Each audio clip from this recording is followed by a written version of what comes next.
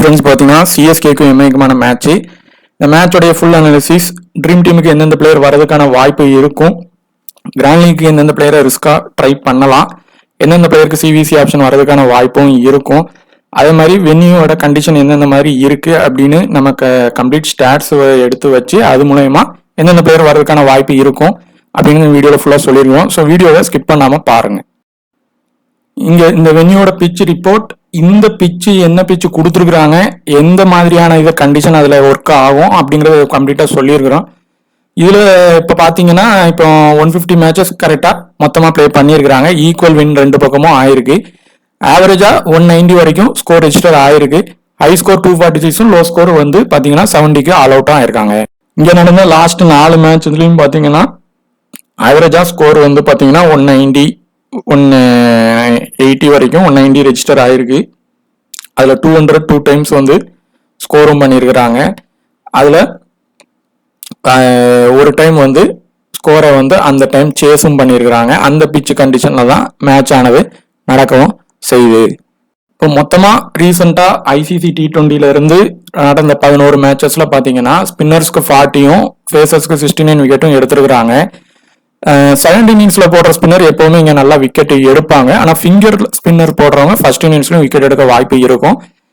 Face bowlers maximum ரெண்டு பக்கமும் wicket இங்கேயே எடுத்துருக்குறாங்க. சிஎஸ்கேக்கும் எம்ஐக்குமான மேட்ச் இது வரைக்கும் நடந்ததில் பார்த்தீங்கன்னா மேக்ஸிமம் ஈக்குவல் வின் தான் ஆயிருக்கு. ஆனால் வென்யூவில் பொறுத்து மட்டும் இதுக்கு முன்னாடி மும்பையும் இவங்களும் ப்ளே பண்ண 10 மேட்ச்சில் எம்ஐ 6 மேட்சும் வென்யூவில் இவங்க 4 மேட்சும் வின் பண்ணியிருக்காங்க. மேக்ஸிமம் ஈக்குவல் காம்படிஷன் தான் நடந்திருக்கு. ஸோ போத் டீமுக்குமே இப்போ போடலாம். ரெண்டு டீமுமே கொஞ்சம் வீக் கண்டிஷனில் தான் ப்ளே பண்ணிட்டும் இருக்காங்க. சிஎஸ்கேட பிளேயிங் 11ல் கண்டிப்பாக 1 or 2 சேஞ்சஸ் இருக்கலாம். ஏதாவது ஒரு new bowler, maybe Spencer Johnson அவைலபிளாக இருக்காரு, அடிப்படலை, இந்த மாதிரி கண்டிஷன்லாம் இருக்குது அப்படின்னா ட்ரை பண்ணி பார்ப்பாங்க. அதே மாதிரி பேட்டரில் வேணால் யாராவது ஒரு பேட்டரை சேஞ்ச் பண்ணி பார்க்கலாம். ஸோ அந்த மாதிரி விஷயங்கள் வேணால் நடக்கும். எம்ஐயோட பாசிபிள் பிளேயிங் 11லையும் கண்டிப்பாக பிளேயிங் 11ல் ஏதாவது ஒரு சேஞ்சஸ் வந்து இருக்க வாய்ப்பு இருக்கும். அது பவுலிங்கில் ஸ்ட்ரென்த் பண்ணுறாங்களா, பேட்டிங்கில் ஸ்ட்ரென்த் பண்ணுவாங்களான்னு அந்த பிச் கண்டிஷன் வச்சு பண்ணலாம். கண்டிப்பாக ஏதாவது ஒரு சேஞ்சு வந்து பண்ணுறதுக்கான வாய்ப்பு இருக்கும். ஃப்ரெண்ட்ஸ், இப்போ பார்த்தீங்கன்னா சிஎஸ்கேக்கும் எம்ஐக்குமான மேட்ச். இந்த மேட்சோடைய ஃபஸ்ட்டு பிச்சு கண்டிஷன் எந்தெந்த மாதிரி வென்யூ ப்ராக்ரஸ் இருக்க வாய்ப்பு இருக்கும் அப்படின்னு பார்த்தீங்கன்னா, ஃபஸ்ட்டு வந்து இந்த வென்யூவில் வந்து இதுக்கு முன்னாடி என்ன மேட்ச் நடந்ததுன்னா பிச்சு நம்பர் 5ல் நடக்கு. இதில் ஐசிசி T20க்காக ரெடி பண்ண பிச்சு கண்டிஷன் இது. அதில் பஞ்சாப் கிங்குக்கும் நம்ம சிஎஸ்கேக்கும் நடந்தது. பஞ்சாப் கிங் ஈஸியாக சேஸ் பண்ணியிருப்பாங்க. அந்த மேட்சை நீங்கள் எப்போவுமே ஒரு மேட்ச் நம்ம ப்ளே பண்ணுறோமோ பண்ணலாட்டினாலும் மேட்ச் முடிஞ்ச பிறவாது கண்டிப்பாக ஹைலைட் பாருங்கள். ஈஸியாக வந்து சேஸ் பண்ணி வின் பண்ணியிருப்பாங்க. இந்த பிச்சு வந்து கொஞ்சம் சேஸினுக்கு சப்போர்ட் ஆகும். அது மட்டும் இல்லாமல் இந்தியாவுக்கும் சிம்பாப்வேக்கும் வேர்ல்டு கப் மேட்ச் இங்கே தான் நடக்கும்போது அதே பிச்சில் தான் நடந்தது. அதில் பார்த்தீங்கன்னா சிம்பாப்வே பிளேயர் வந்து பெனட் 90க்கு மேலே அடிச்சிருப்பாரு. அவங்க சேஸினும் நல்லா பண்ணிட்டு வருவாங்க 190 வரை. அதாவது ஒரு சின்ன டீம்னா இருந்தாலும் அவங்க அதிகமாக பண்ணியிருப்பாங்க, அவங்களுக்கு ஃபேவர் ஆகிருந்தது. அந்த மாதிரியான கண்டிஷனுக்குள்ள பிச்சு தான் இது. அதே மாதிரி நியூசிலாந்து கனடாவும் விளையாடும் போதும் அவங்க டீம் வந்து பார்த்திங்கன்னா நல்ல ஓரளவு பண்ணியிருப்பாங்க, சேசிங் பண்ணி தான் வின் பண்ணியிருப்பாங்க. இதில் என்னென்னா சேசிங் பண்ணுறவங்களுக்கு கொஞ்சம் அட்வான்டேஜ் இருக்குது பிச்சில். ரெண்டாவது விக்கெட் ஃபால் வந்து இவங்களா மிஸ் ஷாட் அடித்து அவுட் ஆனால் தான் நிறைய அவுட் ஆக வாய்ப்பு இருக்கும் இல்லையே. இல்லைன்னா விக்கெட் ஃபாலே இங்கே வந்து எப்படி இருக்குன்னா, பவர் பிளே பொறுத்தவரை பஞ்சாப் சிஎஸ்கே மேட்ச்லேயுமே பார்த்தீங்கன்னா ஃபர்ஸ்ட் இன்னிங்ஸில் ஒரு விக்கெட்டும் செகண்ட் இன்னிங்ஸில் ஒரு விக்கெட்டும் போயிருந்தது, கடைசியில் போயிருக்கு. ஆனால் இது மற்ற மேட்சஸில் இங்கே பார்க்கும்போது, இன்டர்நேஷ்னல் மேட்சஸில் பார்க்கும்போது ஏதாவது ஒரு பக்கம் விக்கெட் போகாமலும் போயிருக்கு பேட்டிங் கண்டிஷனுக்கு கம்ப்ளீட்டாக. ஸோ அந்த மாதிரியும் போயிருக்கு. ஒரு இன்னிங்ஸில் பவர் பிளேயில் விக்கெட்டும் இன்னொரு இதில் விக்கெட் இல்லாமலும் போயிருக்கு. ஆவரேஜாக கண்டிப்பாக 190க்கு மேலே அடிக்க அதிகமான வாய்ப்பு கான பிச்சு பேட்டிங் சர்ஃபேஸ்க்குள்ளே தான். விக்கெட் ஃபால் 10 விக்கெட் மொத்தம் விழுறதே பெருசுன்னு சொல்கிறாங்க. ஏதாவது ஒன் சைடாக மேட்ச் போகுதுன்னா அந்த லாஸ்ட்டு பிச் கண்டிஷனை நம்ம பார்க்கணும். ஏதாவது கொஞ்சம் அந்த ஸ்பின்னருக்கு டேன் கிடைக்கும், ஏதாவது இருந்தால் தான் பார்க்க முடியும். ஸ்பின்னருக்கும் கம்மியாக தான் விக்கெட் கிடச்சிருக்கு. ஃபாஸ்ட் பவுலர்ஸை விட ஸ்பின்னர்ஸ்க்கு ரொம்ப கம்மியாக தான் விக்கெட் கிடைச்சதுனால ஈஸியாக சேஸும் பண்ணுறாங்க. ஸோ இதுதான் வென்யூடைய இப்போ கொடுத்துருக்குற அந்த பிச்சோட கண்டிஷன். இது பவுலிங்குக்கும் போகுமா அப்படிங்கிறது நம்ம பிச்சு வரதை பார்த்து தான் சொல்ல முடியும். ஏதாவது ஒரு பக்கம் மேபி லைட்டாக ஸ்லோ டவுனும் ஆகலாம். இதில் நம்ம கொடுத்துருக்கிற பிளேயர்ஸு பிளெயின் லெவனில் சில பேர் வருவாங்க, சில பேர் மாற்றலாம். ஏன்னா சிஎஸ்கே டீமும் இந்த மேட்ச் கொஞ்சம் ரிஸ்க் மேட்ச்சு தான். இந்த மேட்ச்சில் எப்படின்னா சிஎஸ்கே டீமும் பார்த்தீங்கன்னா அவங்க ஹோம் கிரவுண்டுக்கு முன்னாடி ரொம்ப கேவலமாக அடிபட்டு திரும்ப வராங்க. எம்ஐ பார்த்தீங்கன்னா பெருசாக அடித்தும் ஹோம் கிரவுண்டில் லாஸ் ஆகி வராங்க. அதே மாதிரி சிஎஸ்கே கூடயும் அவங்க ஹோம் கிரவுண்டில் ரொம்ப லாஸ் ஆகிட்டாங்க. சிஎஸ்கே பொறுத்தவரை எப்போ ஹோம் கிரவுண்டுக்கிட்ட ரொம்ப கேவலமாக லாஸ் ஆகிறாங்களோ இல்லை லாஸ் ஆனால் அடுத்த மேட்ச் கண்டிப்பாக வின் பண்ணுவாங்க. அதே மாதிரி எம்ஐ பார்த்தீங்கன்னாலும் வின் பண்ண வேண்டிய கட்டாயம். ஸோ இதில் ஈக்குவல் சான்ஸ் தான். யாருக்கு அந்த ஆப்பர்ச்சுனிட்டியை கரெக்டாக எடுக்கிறாங்களோ அவங்களுக்கு அந்த வின்னிங் கிடைக்க வாய்ப்பு இருக்கும். டாஸ் இப்போ வரைக்கும் கொஞ்சம் சிஎஸ்கேக்கு ஃபேவராக இருக்கிறதுனால மேட்ச்சு ஒரு சின்ன ஒரு வாய்ப்பு சிஎஸ்கே பக்கம் இருக்கலாம். ஆனால் எந்தெந்த மாதிரி பிளேயர்ஸை நம்ம ஜிஎலுக்கு எடுத்தால் நம்ம ரேங்க் கூடும் அப்படிங்கிறதையும் பார்ப்போம். இதில் first high percentage captain, high percentage vice captain, இதில் ரெண்டுமே பார்த்தீங்கன்னா இதே கேட்டகரியில் தான் இருக்காங்க. சஞ்சு சாம்சன் இருக்கார், ரிக்கல்டன் இருக்காங்க. இது கடைசி வரை இப்படி தான் இருக்கும். இதில் மெயினாக இந்த மேட்ச் பொறுத்தவரை சஞ்சு சாம்சன் எந்த மாதிரி ப்ளே பண்ணிட்டு வராரு, அவரோட ரீசன்ட் ஃபார்ம் நீங்கள் பார்த்தீங்கன்னா அதாவது 1+0 இந்த மாதிரி பண்ணுற 1+0 அப்படிங்கும்போது ஒரு மேட்ச் ட்ரீம் டீம் வந்தாருன்னா அடுத்த மேட்ச் ட்ரீம் டீம் வரல. ஸோ இந்த மாதிரி தான் அவர் வந்துட்டுருக்காரு. லாஸ்ட் மேட்ச் ட்ரீம் டீம் வரல. அதுக்கு முன்னாடி பார்த்தீங்கன்னா கேப்டன், அதுக்கு முன்னாடி பார்த்தீங்கன்னா சின்னதாக தான் வந்திருப்பார். அடுத்த மேட்ச் ஃப்ளாப்பு, இந்த மாதிரி தான் வந்துட்டுருக்காரு. ஸோ லாஸ்ட் மேட்ச் ஃப்ளாப் ஆனதுனால இந்த மேட்ச்சு உள்ளே வர்றதுக்கான வாய்ப்பு கொஞ்சம் அதிகம். இவருக்கு த்ரெட்டு யார்கிட்ட இருக்கும் அப்படின்னு பார்த்தீங்கன்னா தீபக் சகர் வந்தார்னா இருக்கும். அதே மாதிரி ட்ரெண்ட் போல்ட் கிட்ட இருக்கும். ஏன் ட்ரெண்ட் போல்ட் கிட்ட அது இந்த பிச்சில் இருக்கும் அப்படின்னா இந்த பிச்சு ஃபஸ்ட்டு லெஃப்ட் ஹேண்டர் பவுலருக்கு நல்லா சப்போர்ட் ஆகும். லெஃப்ட் ஹேண்டர் ஃபாஸ்ட் பவுலருக்கு அதிகமாக சப்போர்ட் ஆகும். அதே மாதிரி கொஞ்சம் அந்த லெஃப்ட் ஆர்ம் ஆர்த்தடாக்ஸ் பவுலர்ஸு அந்த அகில் ஹுசைன், நூர் அகமது இவங்களுக்கும் சப்போர்ட் ஆகும். அதனால இனிஷியலாக விக்கெட் எடுக்கிறதுக்கான வாய்ப்பு இருக்கும். இப்போ ட்ரேவிஸ் ஹெட் விக்கெட்டையும் அவர் அங்கே எடுக்க போவார். இவங்க கேட்சை விட்டதுனால தான் அவங்க மேட்சே மாறி போயிடும். ஸோ அந்த மாதிரி நடக்கவும் வாய்ப்பு இருக்கலாம். ஸோ சஞ்சு சாம்சனோட பெரிய த்ரெட்டு ட்ரெண்ட் போல்ட் கிட்ட தான் இருக்கும். சப்போஸ் அவங்க டீமை விட்டு வெளியே எடுத்துட்டாங்க அப்படின்னா சஞ்சு சாம்சன் நல்லா ப்ளே பண்ண ஒரு வாய்ப்பு இருக்கும். அதே மாதிரி பார்த்தீங்கன்னா பாண்டியா பொறுத்தவரை இந்த வென்யூவில் நல்லா பேட்டிங் பண்ணியிருக்காரு. வேர்ல்டு கப் இதில் பார்த்தீங்கன்னா லாஸ்ட்டில் ஒரு 50 ரன்ஸ் அடிச்சிருப்பாரு. அது மேபி சின்ன டீமாக இருந்தாலும் அடிச்சிருப்பாரு. இந்த பிச்சு சப்போர்ட் ஆகுது. இதில் இப்போ நீங்கள் பாண்டியா ஓவர்டனில் யாராவது ஒருத்தங்களை மேக்ஸிமம் எடுத்தால் இந்த கேட்டகரியில் போதும். ஒருத்தங்களை நீங்கள் ரொட்டேஷன் பண்ணி எடுத்துக்கிங்க. சேஃபாக போகிறதா இருந்தால் பாண்டியாவை எடுத்துக்கலாம். அடுத்து சஞ்சு சாம்சனை நீங்கள் சிஎஸ்கே தான் வின் ஆகும் அப்படிங்கிற மாதிரி டீமில் கண்டிப்பாக எடுத்து தான் ஆகணும். கண்டிப்பாக அவர் பெர்ஃபார்மன்ஸ் பண்ணதுக்கு வாய்ப்பு அதிகம். ஏன்னா எம்ஐக்கு எதிரான ரெக்கார்டு அவருக்கு அதிகம்.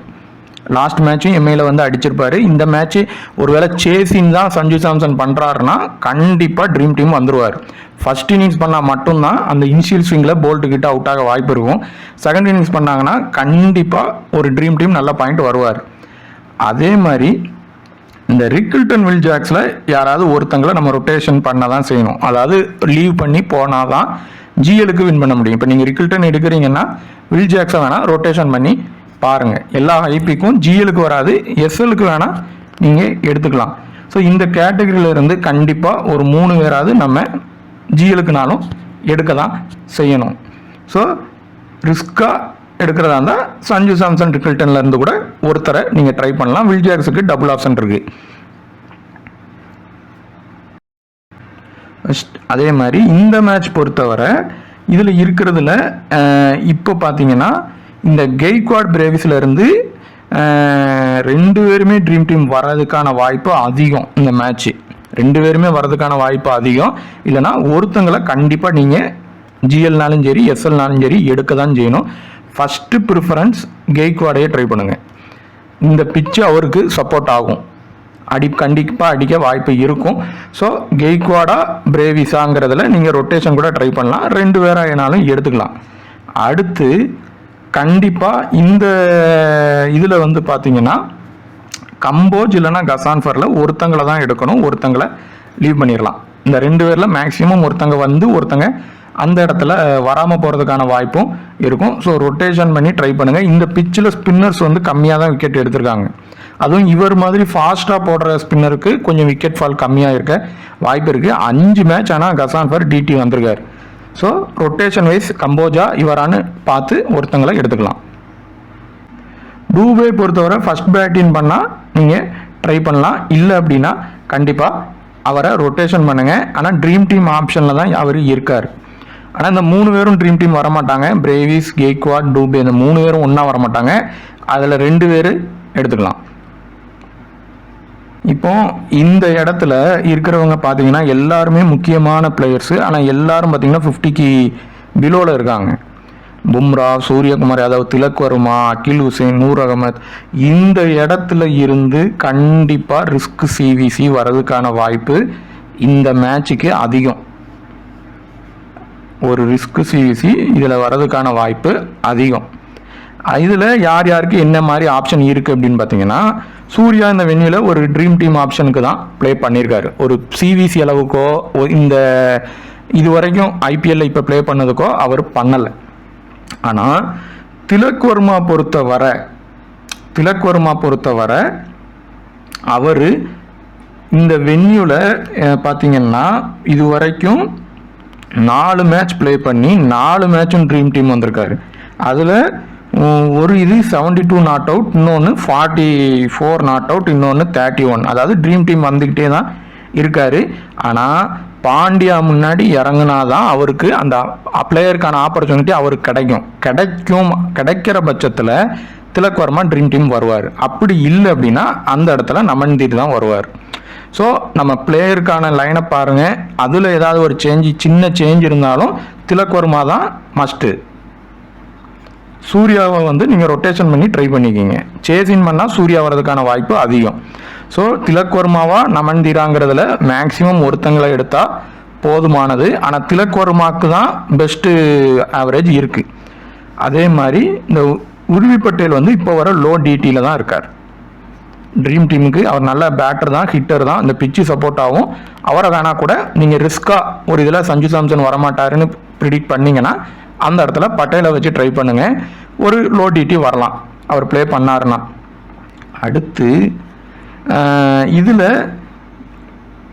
இந்த பும்ரா, அகில் ஹுசைன், நூர் அகமது இந்த 4 பேர் மொத்தத்தில் 4 போல்ட்டையும் சேர்த்து இதில் யாருக்கு பிச்சு நல்ல சப்போர்ட் ஆகும்னு பார்த்தீங்கன்னா போல்ட்டுக்காகவும் நூர் அகமதுக்காகவும் அகில் ஹுசைனுக்கு இந்த 3 பேருக்கும் ரொம்ப ஆகும்.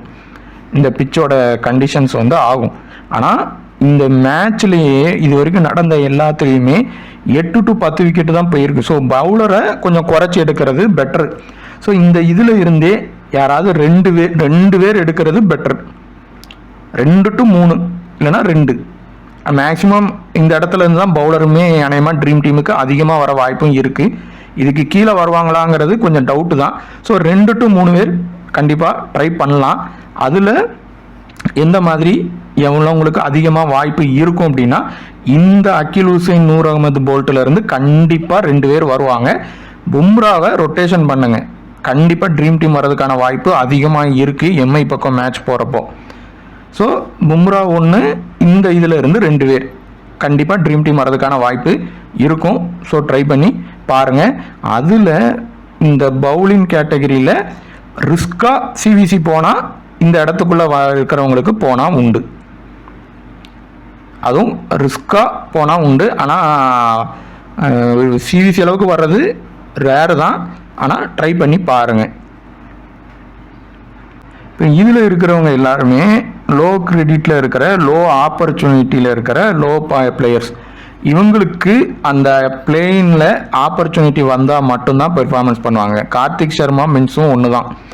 இவங்க 2 பேரும் பெர்ஃபார்மன்ஸ் ஒருத்தங்க பண்ணணும்னா ஏதாவது ஒரு டீம் டாமினேட் பண்ணால் மட்டும்தான் பண்ணுவாங்க ஃபஸ்ட்டு.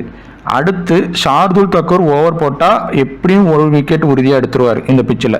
அடுத்த விக்கெட் அவரை நம்ம ரொட்டேஷன் பண்ணலாம். ஏன்னா லோ பிக்கில் இருப்பார், சென்னைக்கு விளையாண்டுருக்காரு, பிச்சை பற்றி நல்லா தெரியும். அப்படி இல்லை அப்படின்னா ஜிசிங் ப்ளே பண்ணால் அவருக்கும் ஆப்பர்ச்சுனிட்டி ஓவர் கம்மியாக கொடுக்காங்க. ஆனால் இவருக்கு பவுலிங் இந்த லெஃப்ட் ஹேண்டர் பவுலர்னால பிச்சு சூப்பராக செட் ஆகும். ஸோ இவங்க 2 பேரில் இருந்து எடுக்கிறது பெட்டரான சாய்ஸு. அது மட்டும் இல்லாமல் இந்த இடத்துல வேறு பிளேயர்ஸும் வரலாம். இப்போ லைனப்புக்கு அப்புறம் மாறும். தீபக் சகர் மேபி உள்ளே வரலாம். அவர் ஃபிட்டாக இருந்தார்னா அவரை கொண்டு வரந்து ட்ரை பண்ணுவாங்க. இல்லை சிஎஸ்கே பக்கம் அந்த வீரை கொண்டு வருவாங்க. இந்த மாதிரி பிளேயர்லாம் கொண்டு வந்தாங்கன்னா அவங்கள நம்ம அந்த இடத்துல வச்சு டீமுக்கு எடுக்கணும். ஸோ இப்போ அதெல்லாம் நான் மென்ஷன் பண்ணலைனாலும் லைனப் வர்றப்போ அவங்க அந்த லோ கிரெடிட் லோ பர்சன்டேஜில் இருந்து வர பிளேயர். இப்போ லாஸ்ட் மேட்ச் பார்த்தீங்கன்னா சர்மா வந்திருப்பார். யாராவது ஒரு பிளேயர் இல்லைனா 2 பிளேயர் கண்டிப்பாக வருவாங்க. பவுலினுக்கு போச்சுன்னா 2 பிளேயர் வந்துருவாங்க, பேட்டினுக்கு போச்சுன்னா ஒரு பிளேயராவது வருவாங்க.